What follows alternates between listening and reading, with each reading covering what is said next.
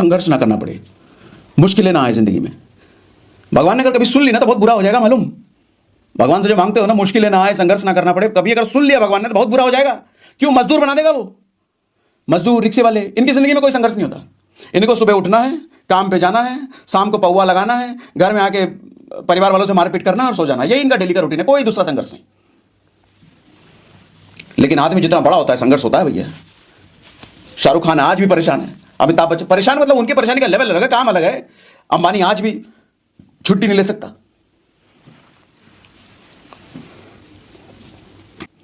अमिताभ बच्चन ने संघर्ष किया तभी तो आज महानायक बना। शाहरुख खान संघर्ष करता है तभी तो आज तक वो शीर्ष पर बना हुआ है। और संघर्ष मींस स्ट्रेंथ बिल्डिंग होता है सर, एक बात जान लो। स्ट्रेंथ बिल्डिंग, आपकी स्ट्रेंथ, आपकी मजबूती को बिल्ड किया जाता है संघर्ष देकर के। क्योंकि आदमी जब मुश्किल में होता है तभी तो काम करता है, तभी तो उसको भगवान की याद आती है, तभी तो वो मेहनत करने के लिए उठता है। कोई प्रॉब्लम ना हो, सब कुछ स्मूथ चल रहा हो तो 12 बजे तक वो ठंड में रजाई में घुसा रहेगा वो। लेकिन मुश्किल है, काम करना है, काम नहीं करेंगे पैसा कहां आएगा, फिर 6 बजे उठेगा वो।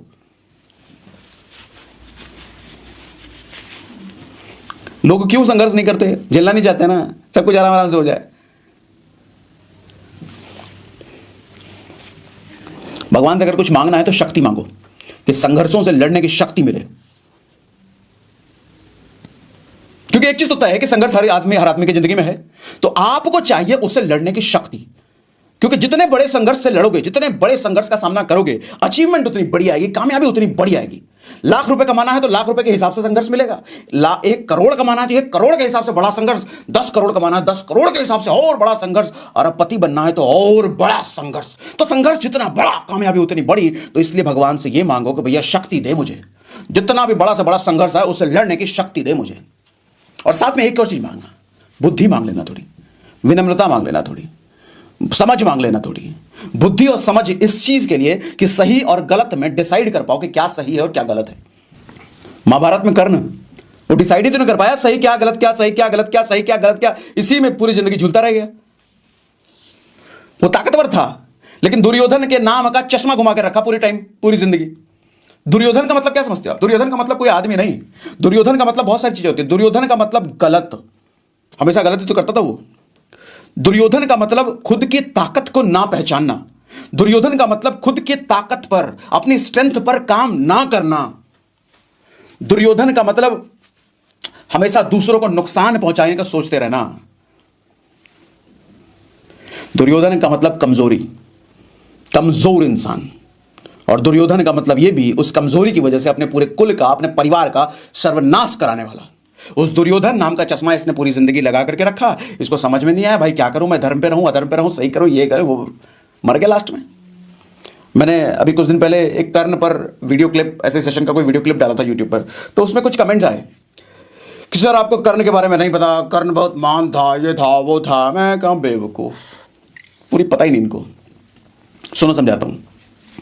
मैं देखो कर्ण की महानता के खिलाफ नहीं हूं, कर्ण के ताकतवर होने के खिलाफ नहीं हूं, कर्ण की समझ और बुद्धि पे सवालिया निशान है।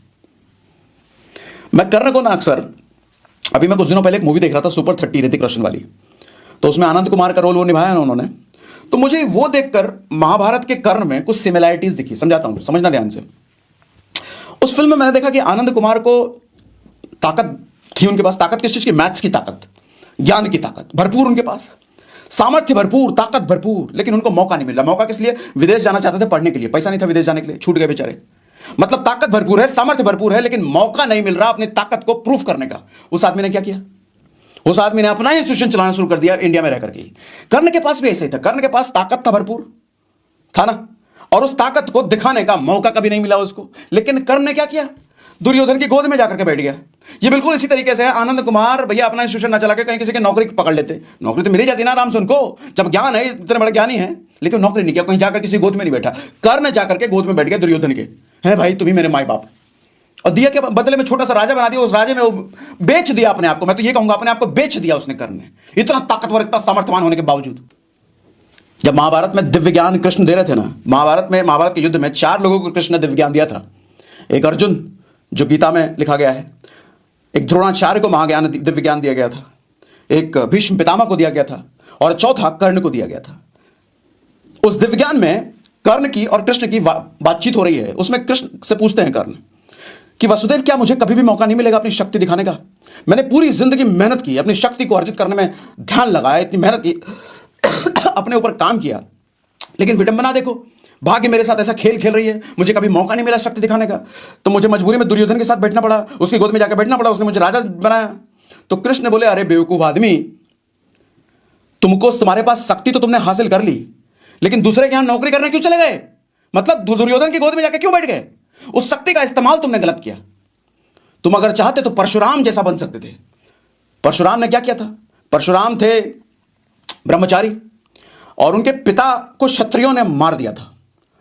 तो क्षत्रियों से उन्होंने ऐसी दुश्मनी बनाई, अपने यहां ताकत ऐसा अर्जित किया, अपने को इतना बलवान बनाया कि पूरी धरती से 21 बार क्षत्रियों का नाश कर दिया, 21 बार, और लास्ट में जाकर के अपने गुरु को धरती गिफ्ट कर दिए। ये इतना बड़ा अपने आप को पावरफुल, मतलब ब्रह्मचारी पूरा वर्ग को एकदम क्या कहते हैं उसको, नाम रोशन कर दिया कि भाई ऐसा भी कोई ब्रह्मचारी होता है। ब्रह्मचारी का मतलब क्या? वो ब्राह्मण उस टाइम पे क्या अधीन होते थे, वो क्षत्रियों के, क्षत्रिय दान देते थे तो ब्रह्मचारी का घर चलता था। लेकिन उन्होंने कैसा कर क्षत्रियों का ही नाश कर दिया। इतना लड़ने वाले नहीं होते थे ब्राह्मण, लेकिन परशुराम ऐसे हुए। तो वही वो कृष्ण उनको समझाते हैं कि अरे तुम परशुराम जैसे बन जाते। परशुराम को जब क्षत्रिय परेशान कर रहे थे तो क्षत्रियों के अगेंस्ट लड़े, और लड़ करके अपने आप को भगवान बना लिया, ऐसे लड़े। तुम्हारे को क्या सूद पुत्र बोलते थे ना, सूद को नीची नजरों से देखा जाता था ना। अरे तुम सूद के लिए परशुराम बन जाते, सूद के हक में लड़ने लग जाते। सूद को अगर धनुष उठाने का परमिशन नहीं है तो तुम परमिशन के लिए लड़ते, समाज से लड़ते कि शाला सूद को इतना नीचे क्यों देखा जा रहा है। तब देखो सूद में तुम्हारा कैसा नाम होता, तब देखो दुनिया तुमको कैसे याद रखती और दुनिया तुम्हारे जैसा बनना चाहती। लेकिन तुम दुर्योधन की गोद में जाकर के बैठ गए, तो इसलिए अब तुम्हारी तरह कोई बनना नहीं चाहेगा भविष्य में। तभी मैंने कहा कि भगवान से यह भी मांगना, संघर्ष से लड़ने की शक्ति तो चाहिए, इतनी बुद्धि भी दे, इतनी समझ भी दे कि सही और गलत में निर्णय लेने की शक्ति दे आपको। क्योंकि शक्ति होने के बावजूद भी कर्ण जैसा अगर बन गए तो भी सर्वनाश निश्चित है। मुझे कुछ लोग कहते हैं आप इतना ये महाभारत रामायण और गीता का एग्जाम्पल क्यों देते हो? अभी एक रिसेंट एग्जाम्पल देता हूं, बड़ा अच्छा एग्जाम्पल। रिसेंटली घटना मेरे साथ हुई। मैं बिहार गया था, पटना हाईकोर्ट में कुछ काम था, तो वहाँ पर मैं अपने लॉयर से बातचीत कर रहा था। तो लॉयर के पास कुछ बूढ़े बुजुर्ग आए और बड़ा रिक्वेस्ट कर रहे थे कि वकील साहब देख लीजिए, कुछ हो जाए, ठीक कर दीजिए, बहुत परेशान है, कुछ करा दीजिए, करा दीजिए, करा दीजिए। वकील बोल रहा था ठीक है, देखते हैं अभी जाओ, तुम जो भाषा होती है। जब वो लोग चले गए तो मैंने वकील से पूछा किस चीज़ का क्या चल रहा है। बोले कि इनका बेटा जेल में है, छोटका बेटा। गुनाह क्या है? छोटे बेटे ने बड़के बेटे को कुदाल होता है ना जिससे खोद कोड़ते हैं, उससे मार दिया। छोटे भाई ने बड़े भाई को कुदाल से मार दिया। क्यों? जमीन के लिए, जमीन हड़पने के लिए, मेरा जमीन। अब इस चीज को मैं कैसे देखता हूं? अब उसके ठीक 2 दिन बाद मेरे साथ एक चीज हुई। मैं देखो ऑब्जर्व करता हूं सिचुएशन, जो घटना आपके साथ हो रही है ना जिंदगी में, उसको ऑब्जर्व करो, सबसे ज्यादा सीखने को मिलता है। मैं बहुत ज्यादा किताबें नहीं पढ़ता, बहुत ज्यादा वीडियो नहीं देखता, मैं बहुत ज्यादा ट्रेनिंग अटेंड नहीं करता, मैं सिचुएशन से सीखता हूं। उसके ठीक 2 दिन बाद मैं पटना बुक फेयर में गया था, उस वक्त पटना में ही था। बुक फेयर में मैं एक जगह पर था, वहाँ पर स्पिरिचुअल बुक्स मिल रही थी, तो मैं देख रहा था। तो वहाँ पर एक लड़का और उसके पिता है, लड़का और रहा होगा 7वां 8वां क्लास में पढ़ने वाला।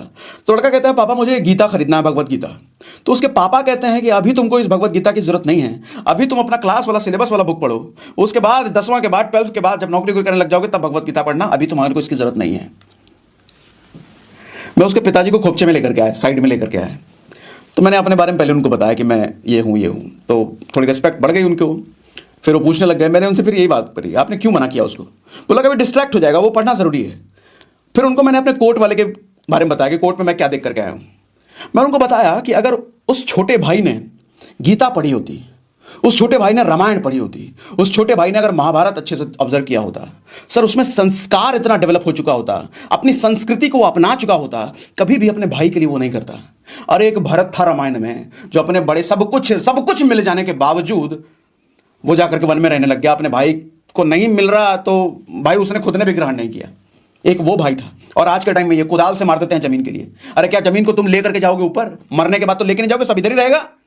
उस जमीन के टुकड़े के लिए अपने भाई को मार देते हैं। तो मैं उनको वही समझा रहा था कि अगर भगवत गीता उस लड़के ने पढ़ी होती तो क्या आपको लगता है कि वो अपने भाई को मार दिया होता? बोला नहीं। तो मैंने कहा इसीलिए आपके बेटे को भगवत गीता अभी पढ़ने की जरूरत है। सर डिग्री लेने वाला कोर्स की किताबें आप कितना भी पढ़ लो, उससे मोरालिटी, क्योंकि आजकल का जो एजुकेशन है मोरल एजुकेशन तो देते नहीं है। हमारे को नैतिक ज्ञान, बिहेवियरल ज्ञान वो तो सिखाते नहीं है किसी भी डिग्री में, कोई भी स्कूल में। आज को वो सब बंदी हो गया है। अंग्रेजों का कल्चर तो हमने पूरी तरीके से अडॉप्ट कर लिया है।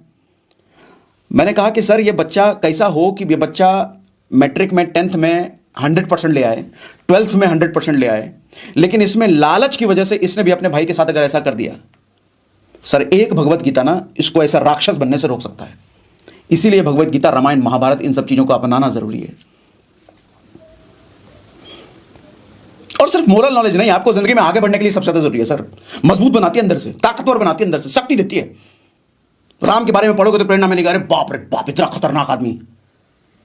कृष्ण के बारे में पढ़ोगे, अर्जुन के बारे में पढ़ोगे, कर्ण के बारे में पढ़ोगे, दुर्योधन जैसे घटिया आदमी के बारे में भी पढ़ोगे, फिर उसका क्या हासिल होता है वो सब चीजें सीखोगे, तब समझ पाओगे कि मुझे जिंदगी में कैसा बनना है और कैसा नहीं बनना है।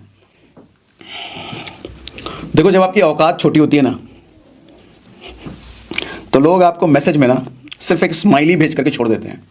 आपके साथ हुआ होगा, कितने लोगों को आपने हैप्पी न्यू ईयर का लंबा चौड़ा अच्छा खासा मैसेज भेजा होगा और बदले में आदमी ने सिर्फ स्माइली भेज दिया होगा, रिप्लाई भी नहीं किया होगा।